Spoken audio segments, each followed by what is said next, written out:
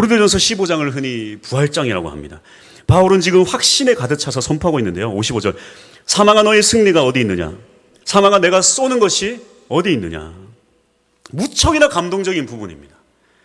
사망은 그 누구도 극복했지 못했는데 그 사망에게 오늘 이 승리를 확신하면서 선포하고 있기 때문입니다.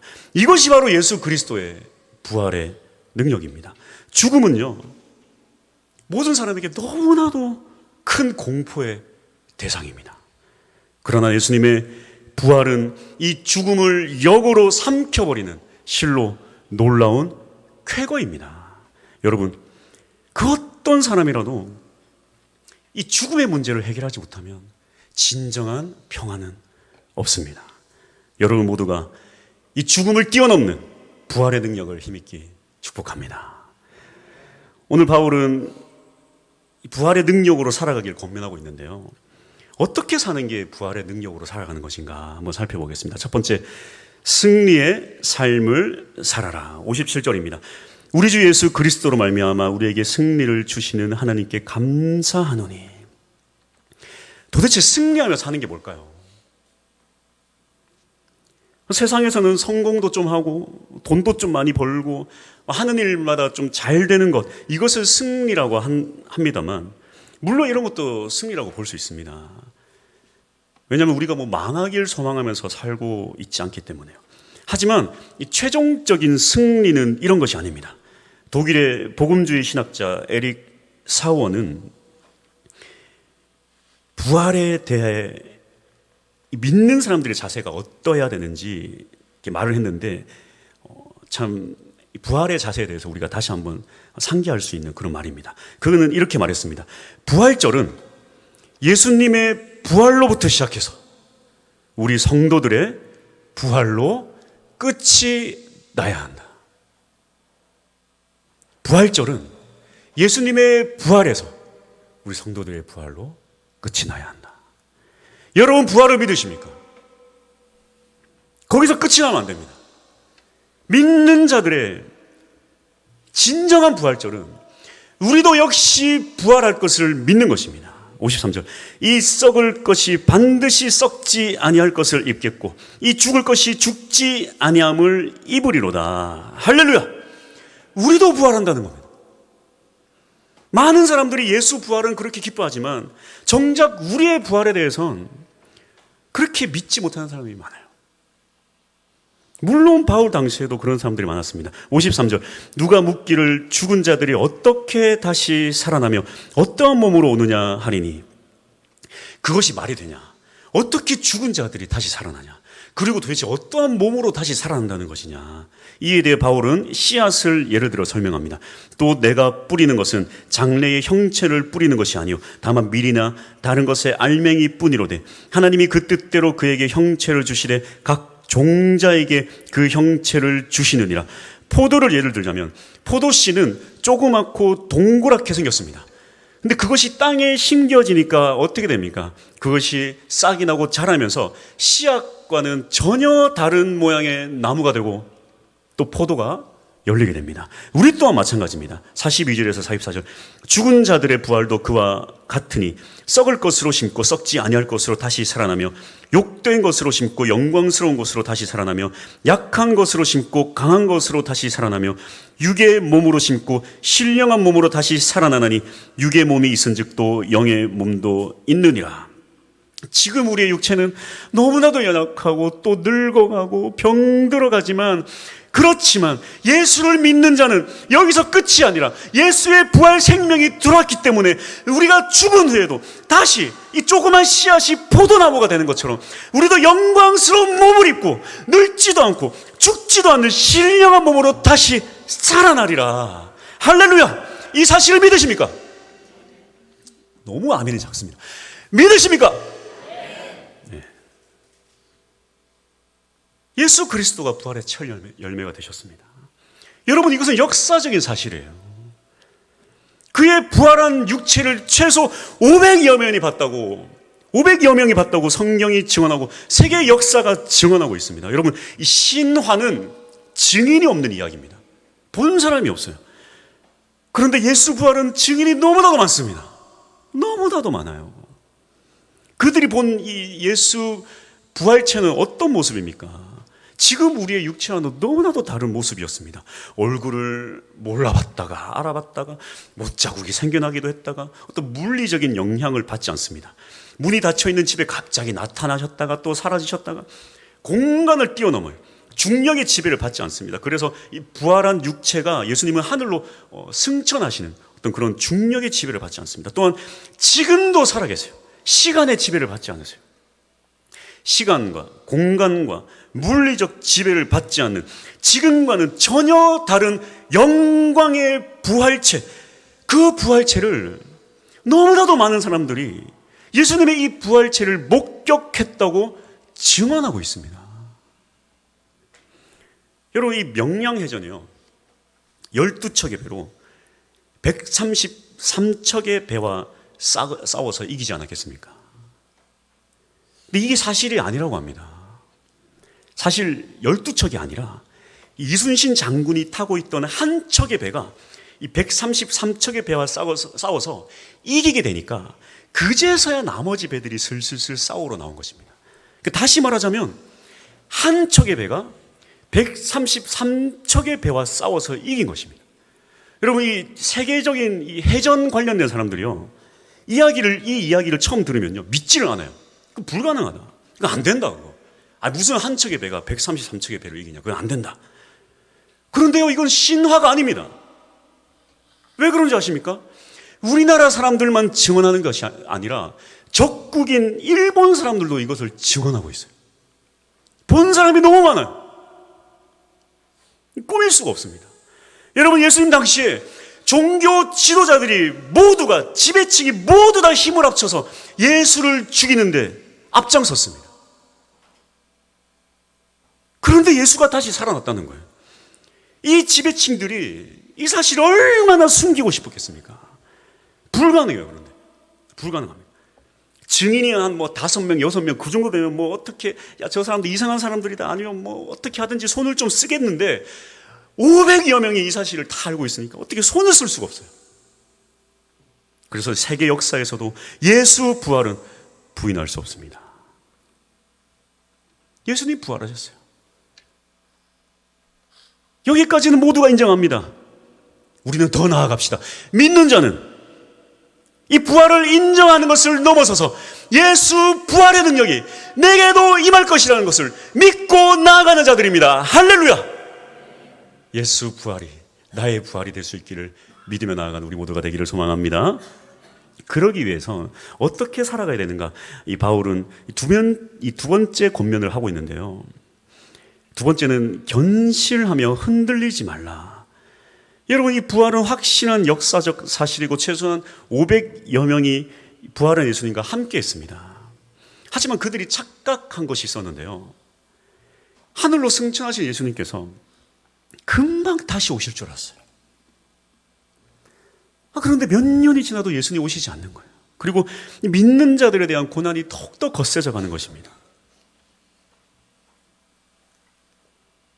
그래서 이 고린도전서 편지를 쓸 때에도 부활 승천을 직접 목격한 자들이 대부분 살아있었지만 시간이 지날수록 믿음은 점점 흔들리고 부활의 확신도 점차 사라져만 갔습니다.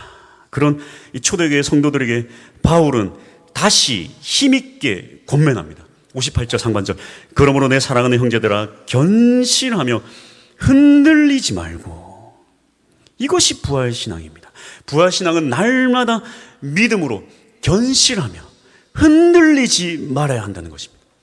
사탄은 어떻게든 우리를 흔들어대기 때문인데요, 그럴수록 우리는 더욱더 강하게 예수 부활의 능력을 힘입어 승리하며 살아가야 됩니다. 아브라함의 믿음이 필요합니다. 그는 노년에 모든 것을 다 이뤘어요.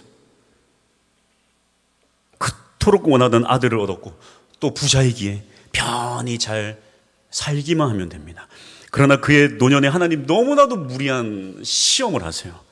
그렇게 어렵게 준 아들을 바치라는 겁니다. 그런데 이 아브라함이 흔들리지 않고 붙잡을 수 있었던 그의 믿음은 무엇인가? 바로 부활신앙입니다. 히브리서 11장 19절 그가 하나님이 능히 이삭을 죽은 자 가운데서 다시 살릴 줄로 생각한지라 비유컨대 그를 죽은 자 가운데서 도로 받은 것이니라. 하나님 살아계세요. 죽은 자를 살리고 없는 것을 있는 것 같이 부르시는 위대하신 하나님. 그 하나님 붙잡고 살면 흔들릴 것이 없습니다. 죽은 예수 말고 살아계신 예수를 믿으십시다. 여러분 마음속에 예수는 어떤 분이십니까? 이렇게 믿는 사람이 있어요. 예수님이 1년에 딱 한 번 부활시키시고 나머지 364일을 내내 십자가 고난 속에 예수를 가둬놓고 살아가는 사람들이 있습니다. 여러분 우리는 매일매일을 부활한 예수의 능력으로 살아가야 돼요. 예수의 능력으로 살아가야 돼요. 죽겠다가 아니라 흔들리지 말고 견고하게 어떤 고난 가운데서도 주님을 의지하며 살아가야 합니다. 이러한 견고한 믿음을 얻기 위해서 바울은 마지막으로 우리에게 당부하는 것이 있습니다. 세 번째, 같이 한번 읽어볼까요? 자, 시작. 주께 충성하라. 58절 하반절인데요. 항상 주의 일에 더욱 힘쓰는 자들이 되라. 이는 너희 수고가 주 안에서 헛되지 않은 줄 알미라. 하나님께 쓰임받기 위해서 딱 한 가지가 필요하다면 그게 뭘까요? 능력, 실력, 사랑, 언변, 지식, 뭐가 있을까요? 이런 것들이 다 있으면 좋겠지만 오직 하나만 필요하다. 무엇일까요? 반드시 있어야 할 한 가지는 충성입니다. 반대로 말하자면 다른 것 다 있어도 충성이 없으면 아무 소용이 없습니다. 교회의 중직자, 리더자를 세우는 기준도 동일합니다. 믿음 좋아 보이고 신앙의 연수가 길고 모든 것을 다 갖췄어도 충성이 없으면 아무 소용이 없습니다. 사랑도요, 충성이 있어야 돼요. 충성이 있어야 이랬다가 저랬다가 하지 않고 계속해서 깊이 사랑할 수 있습니다. 여러분 충성이 없으면요, 사랑했다가 말았다가 해요. 남편도 좀 충성된 자를 선택을 하셔야 됩니다. 여러분 막 열정 있고 뜨겁잖아요. 금방 식어요. 연애할 때 몇 년 뜨거웠다가 평생을 차갑게 삽니다. 충성된 남편이 됩시다. 아멘. 바울은 많은 것을 갖춘 사람이었지만 진짜 바울이 큰 사람인 이유가 바로 여기 있습니다. 그는 항상 충성된 자였습니다. 절대 대충한 적이 없어요. 뭘 해도 온 힘을 다해 했습니다. 예수님을 만나기 전에 바울은 예수쟁이들을 잡는 게 충성인 줄 알고 모든 것을 걸고 그 일을 했어요. 대충 하지 않았습니다. 그런 그가 부활하신 예수님을 만나니까요, 진짜 하나님 원하는 일이 무엇인가를 알게 되니까요, 그는 다시 온 세상에 복음 전하는 것에 충성하며 살아갑니다. 대충 하지 않아요. 바울은 지체하지 않았습니다. 왜냐하면 그는 원래부터 충성된 자였습니다. 자신의 모든 인생을 걸고 복음 전파에 목숨을 걸었습니다. 충성이 이렇게 중요합니다.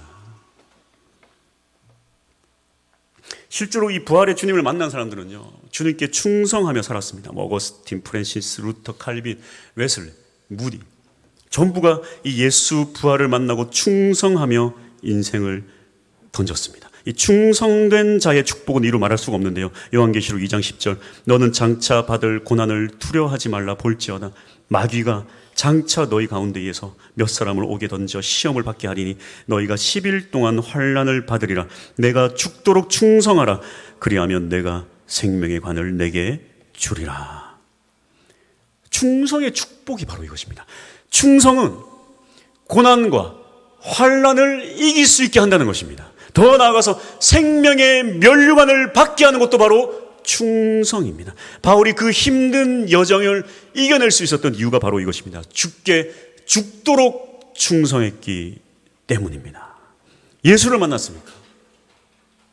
여러분은 주의 일꾼입니까?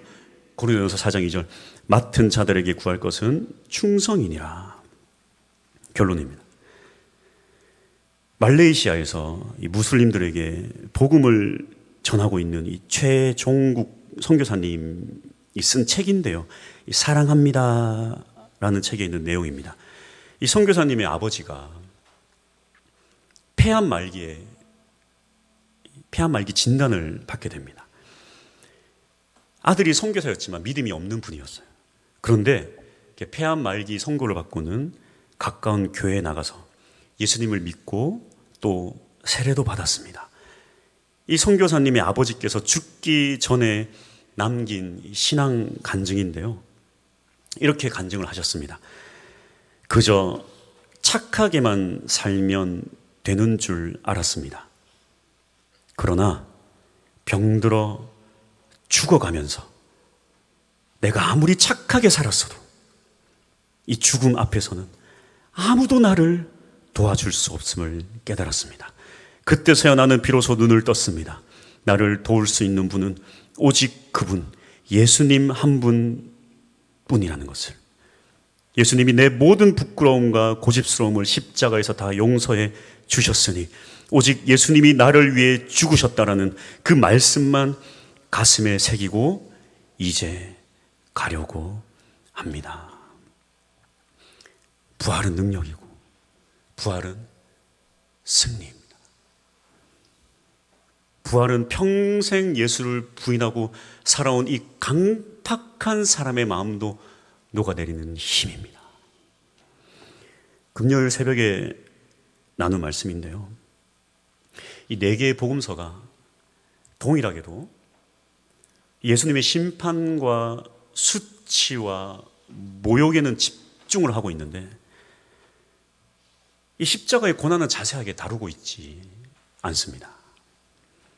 로마의 태형은 어떤 식으로 맞는지, 어떻게 채찍으로 때릴 때에 그 채찍을 가죽에 24시간 물에 불리는지, 또 어떻게 그 가죽 끝에 납덩어리, 유리 조각을 채찍에 박아 넣는지, 그 채찍으로 얼마나 잔인하게 오른쪽 승모근, 왼쪽 승모근 등을 채찍질하는지, 십자가 골고다 언덕을 3시간 동안 어떻게 올라가는지, 그 고통이 얼마나 아픈지, 십자가 처형의 실제적인 고통은 어떤지, 숨통을 쪼이고 심장을 터지게 만드는 것, 그러한 고통을 성경은 자세하게 다루지 않아요.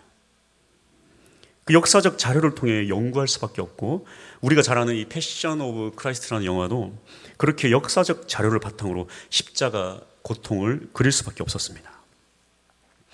물론 당시 사람들이 이 십자가 처형의 방식을 너무나도 잘 알고 있기 때문에 대략 대충 넘어갈 수도 있겠지만 성경은 반드시 의도가 있어요. 반드시 의도가 있습니다. 우리는 예수님의 고난을 기념해야 돼요. 기억해야 하지만 여러분, 우리는 예수님의 고난에만 머물러 있어서는 안 된다는 것입니다. 그 크나큰 고통에만 머물러서 그 고난에만 갇혀 있어서는 안 된다는 것입니다. 예수님이 3일 만에 부활하셨어요. 그리고 그 부활의 능력을 우리 모두가 힘있게 원하십니다. 예수님 우리에게 원하시는 것이 이거예요. 고난에 머무르지 말고 성령 세례를 받으라. 부활의 능력을 힘입으라. 여러분, 더 이상 죽음에 머물러서는 안 됩니다. 살아나셔야 돼요. 예수 그리스도의 능력을 힘입어야 됩니다.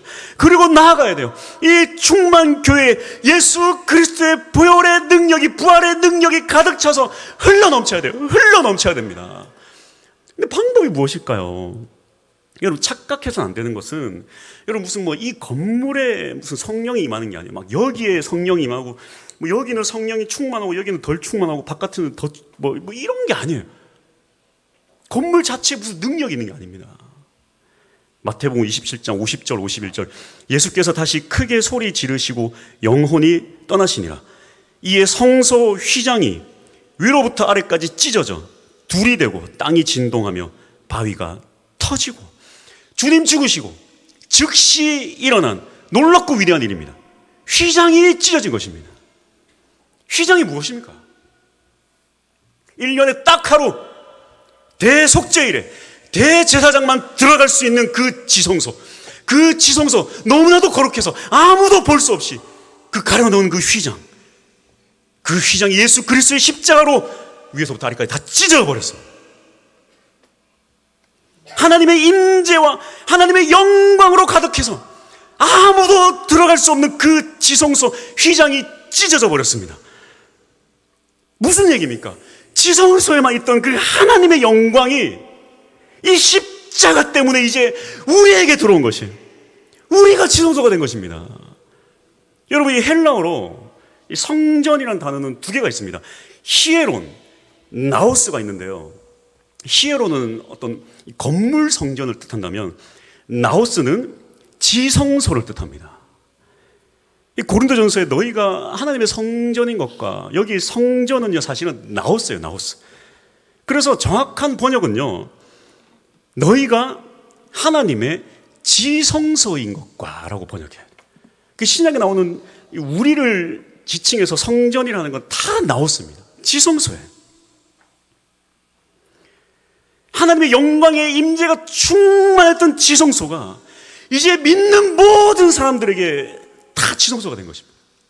이게 바로 신약에서의 새로운 지성소의 개념이에요. 왜냐하면 성령으로 하나님의 영광이, 하나님의 임재가 각 성도들에게 가득 채워졌기 때문입니다. 여러분이 지성소예요. 하나님의 영광이 여러분에게 있습니다. 그런데 우리가 막 부담스러워해요. 내가 지성소인 것을 막 부담스러워하고 거부할 때가 있어요. 나 같은 죄인이 어떻게 지성소인가?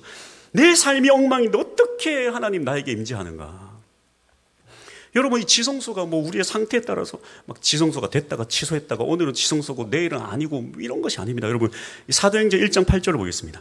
오직 성령이 너희에게 임하시면 너희가 권능을 받고 예루살렘과 온 유대와 사마리아와 땅끝까지 이르러 내 증인이 되리라 하시냐. 이거 좀 이렇게 계속 보여주고 계시면요. 이 노란색으로 된 게 굉장히 중요한데요. 잘 보세요. 오직 성령이 너희에게 임하시면 증인이 되어라. 증인으로 살아라. 증인으로 좀 노력해라. 힘을 좀 다해봐라. 그것이 아니라 성령이 임하시면 내 증인이 되리라.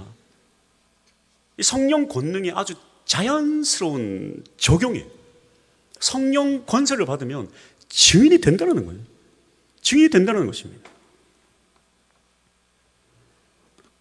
그러니까 하나님의 영광이, 그 임재가 내 안에 들어왔다는 것은 하나님의 성령이 내게 임한 것이고, 그것에 대한 이 자연스러운 작용으로 우리는 증인이 된다는 것입니다. 여러분, 지금 이 시대에 하나님께서 거룩하게 구별된 이 지성소의 새로운 모습이 바로 이것입니다. 신약의 새로운 지성소는 증인으로 살아가는 그것이 바로 이 거룩한 지성소의 완성입니다. 착하게 사는 게 지성소의 완성이 아니에요. 착하게 사는 것도 중요하지만 그게 지성소의 목적이 아닙니다. 여러분, 이 지성소의 목적은 증인의 삶이 되는 거예요. 왜냐하면 증인으로 살아가면요 나머지 다 따라옵니다. 여러분, 저는 뭐 성격이 그렇게 좋은 사람이 아니에요. 뭐 아주 냉소적인 사람이죠. 저도 냉소적인 사람이에요. 네. 거리를 다닐 때 웃고 다니지 않습니다. 네. 좀 웃고 다니면 좋은데 할렐루야 이러면서. 그런데 교회 이렇게 앞에 누가 이렇게 다니시면 할렐루야 교회 나오세요 하면요 착한 사람이 돼요. 일부러 웃으면서. 여러분, 복음을 전하잖아요. 착한 거 다 따라와요. 다 따라와요. 나쁘게 살 수가 없어요. 그래서 제가 그 아파트에서 뭐 쓰레기도 하여튼 뭐 버리고 하다가 경비 아저씨가 여기다 버리면 안 된다. 막 그러고 살다가 세상에 전도하러 가가지고 경비 아저씨를 전도하니까 제가 그때부터 180도 바뀌어가지고 안녕하십니까. 불편해. 경비 아저씨한테 잘 보여야 돼. 이제. 내가 목사인지 다 알게 됐어요. 다 따라와요. 예수님께서 건물로 지어진 성전에서 사역하지 않으셨습니다. 낮은 곳에 이 고통과 어려움이 있는 곳에 다녔어요. 그렇게 하나님의 영광이, 하나님의 임재가 그 낮은 곳에, 고통과 병들어 죽어가는 곳에 하나님의 영광이 임재하시고 그것이 성전이 되고 그곳에서 귀신이 떠나가고 병고침이 일어났습니다. 왜? 하나님의 영광이 임하니까요. 그렇게 지성소가요, 그 한평 남짓 그 조그만 곳에 갇혀있던 하나님의 영광이 뻗어나가는 거예요. 전 세계적으로. 이게 신약에서 새롭게 완성된 지성소입니다. 이것도 중요합니다. 우리가 모여서 예배하는 장소인 교회가 참 중요해요. 공동체 예배가 너무나도 중요합니다. 여러분, 개인도 지성소지만 공동체도 여러분 지성소라고 성경은 분명히 말하고, 에베소서에서 분명히 말하고 있어요. 하나님 임재하시니까요. 두세 사람이 모인 곳에 함께 계시다고 하셨으니까요. 그런데 여러분, 중요한 것은 이 신약의 지성소는 하나님의 임재가 이 교회 안에 딱 갇혀 있는 게, 이게 하나님의 영광이 아니에요. 구약처럼. 그럼 구약의 지성소가 틀린 게 뭐가 있습니까? 하나님의 영광은, 하나님의 임재는, 이 신약의 지성소는 흘러 넘쳐야 됩니다. 차고 넘쳐서 온 세상에 뻗어나가야 되는 것입니다. 이것이 바로 부활의 능력입니다. 이것이 바로 새롭게 만드신 지성소의 특징이에요. 그래서 온 동네 구석구석에 선포되어지는 것이 바로 새롭게 세우신 지성소입니다. 이 일을 위해 예수님께서 십자가 지시고 죽으셨다가 3일 만에 부활하셔서 너희도 그 부활의 능력을 힘입으라고 우리에게 말씀하고 계신 것입니다. 여러분, 부활의 능력을 힘입으십시오. 할렐루야! 할렐루야! 찬양하겠습니다.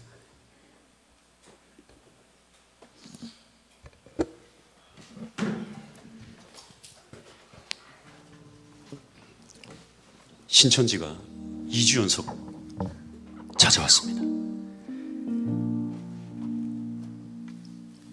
제가 이번에도 찾아와서 전화번호를 남겨놓고 갔길래 전화를 해서 대화를 좀 했습니다. 목소리 높은 대화. 여러분, 이 전도라고 하면요, 신천지 정말 대단합니다. 그들도 전도하고 우리도 전도합니다. 차이점이 뭘까요? 대화를 하다가 이런 말을 하더라고요.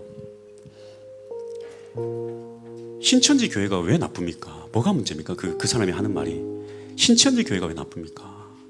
우리도 예수님 믿습니다. 우리도 예수님 믿고 이만희를 믿는 게 아니라 우리도 예수님 믿습니다. 우리 총회장님도 예수님 믿습니다. 당신들과 똑같이 예수님 믿는데 왜 신천지 교회 보고 뭐라 그럽니까? 저한테 그렇게 해서 제가 이렇게 말했어요. 그럼 물어볼게요. 그러면 신천지 교회 말고 기존 교회도 구원이 있다고 말할 수 있습니까? 대답해 보시겠어요? 신천지 교회 말고 다른 기존 교회, 우리 충만교회 와서도 구원받을 수 있겠네요. 그 우리 교회 와서 신앙생활 하셔도 되지 않겠습니까? 어떻게 생각하십니까? 대답을 쭈뼛쭈뼛 안 하더라고요. 왜 안 됩니까? 안 된대요. 신천지 교회에 가야 된대요. 왜요? 기존 교회 이만희가 없어서. 제가 그랬어요. 그 예수가 아니라 이만희를 믿는 거네요. 참 가슴 아픈 일이죠. 요즘 이 다큐멘터리 통해서 이 JMS에 대한 말이 얼마나 많습니까? 참 고통스러워요. 제가 활동하던 대학생 활동하던 그때 JMS가 굉장히 흥행했습니다. 많은 사람들이 거기 갔어요. 제가 아는 참 존경하던 선배도 야, 세상에 예쁜 여자는 다 거기 있더라면서 거기로 갔었어요. 참 가슴 아프죠.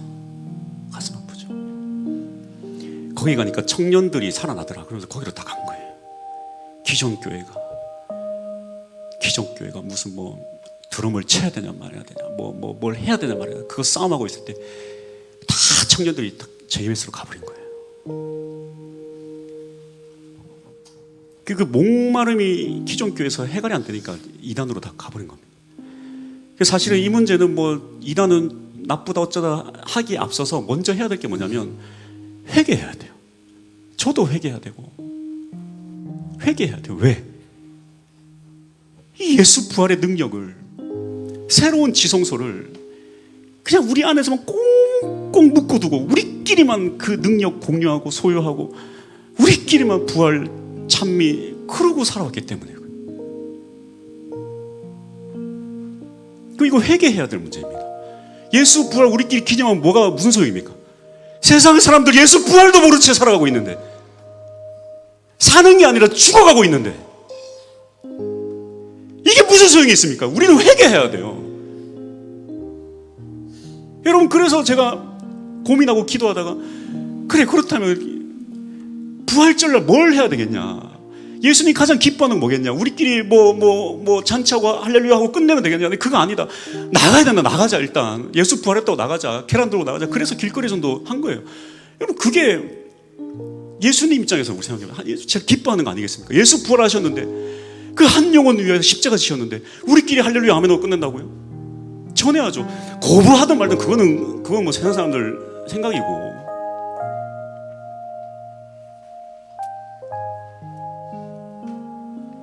이것이야말로 진정한 부활의 능력으로 살아가는 성령 충만한 자의 모습입니다. 할렐루야.